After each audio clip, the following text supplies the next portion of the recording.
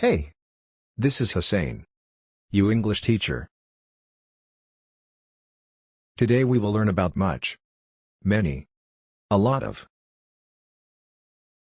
First we need to understand what are countable and uncountable things. Countable. Apple is countable. 1 apple, 2 apples, and so on. 1 book, 2 books. 1 egg, 2 eggs. Uncountable. Water. Meat. Evidence. Rice. Health. Are uncountable. Much. Many. And. A lot of. Mean. A large quantity. The meaning is the same. But they are used quite differently. What much and many have in common is that they are mainly used in questions and negative statements. A lot of used for positive sentences. Much. We use much with uncountable singular nouns. Example. How much homework have you got? Homework is uncountable here. Second example. Do you like England very much? How much like is uncountable here.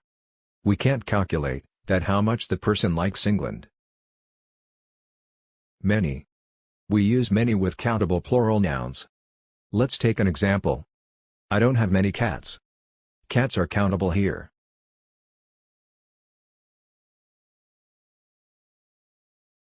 Second example. Do you have many friends? Friends are countable here.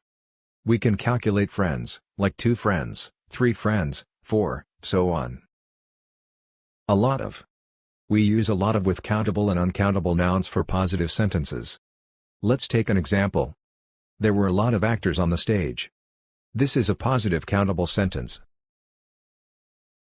One common difference between many and a lot. How many eggs do we have?